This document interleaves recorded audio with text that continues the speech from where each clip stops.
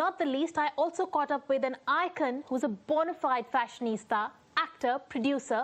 Yes, you guessed it right, Sonam Kapoor. And I spoke to her about fashion, money, and much more. Let's take a look. Hi, Sonam. Thank you so much for joining us. Thank you so much for having me. Sonam, when one talks about Sonam Kapoor, the first thing that pops is fashion, glamour, fashionista. Were you always very fashion conscious, even as a child or as a teenager? Were you a picky dresser? Honestly, anything, like when I was younger, I was in a school where there was only uniform. So, and then, after school, we used to play sports, we used to come back home, do homework.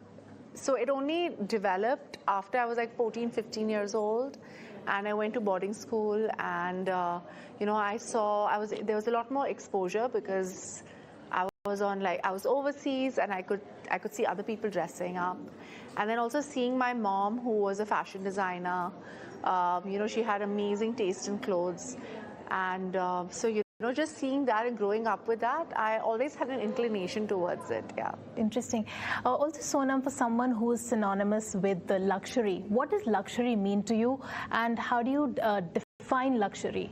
I think luxury is quality, design, and something that's bespoke. Okay. Right. And also, you're someone who's been working for a very long time now. Yes. You've been working since the age of 17. Yes. I've heard you used to wait tables also at Singapore while you were studying. Yeah. And you didn't do a very good job of it. No, I wasn't very good because I'm very clumsy. Okay. But I'm very hardworking, and I'm very meticulous. Yes. And so for me, if I do something, I always like to do it well. Right. Sometimes I might not be the best at a job.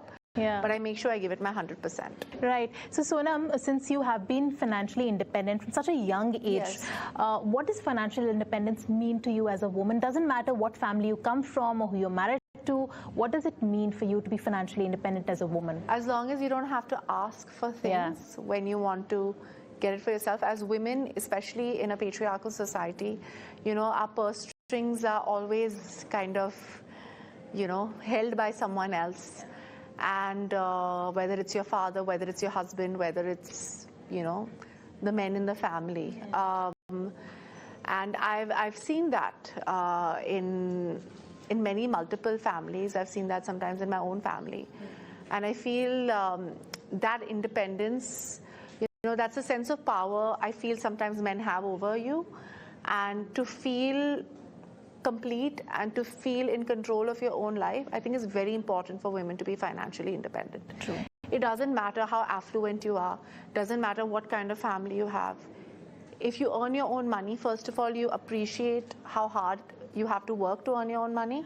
And secondly, you're in control of how you spend and what you buy. You don't have to ask, and you're not dependent. Yeah. And we kind of don't understand the power of that. A lot of women don't understand the power of that. They don't understand the satisfaction and the freedom that comes with it. Because whatever choices you make, whether it's a husband or whether it's your career, it's an informed decision because you are independent and you have that freedom. Right. Sonam, you have a son, you have Yes. a baby boy. Yes. What will you tell him about money? It's very important to understand that we're not going to take anything up with us.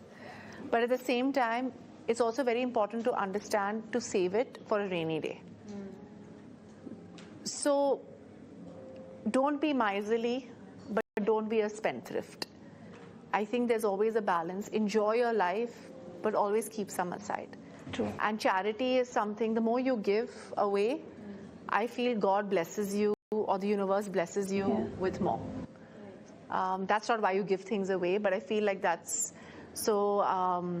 charity, generosity, saving, and enjoying life. I think there are 4 big things that you should, when you look at money, that's what I look at. Right. Sonam, and as an independent working woman, what's your investment mantra? My investment mantra is, I'm a very, my Nana used to work at State Bank of India. So I'm pretty traditional when it comes to investments. So for me, it's gold, which is doing incredibly well now. Incredibly well, yes. Silver, property. Yes. And you know, I have a very smart person who does my investments for me, so I give away that. Insurance, life insurance. You know, very, very straightforward. You're a very safe investor. Very like safe. that. I'm a very safe investor because for me, I don't understand it. I'm not a finance person, but whatever I have learned, and you know, if I'm investing in stocks and all, again, very safe companies. Yeah. Companies like Tata, you know, where there is, Yeah. you know, your investment is safe. You know, Yeah. they have a reputation and longevity. So that's, I feel like that's what I believe in. All right. That was great, Sonam. Thank you so much for for coming and gracing our show. Thank you so much.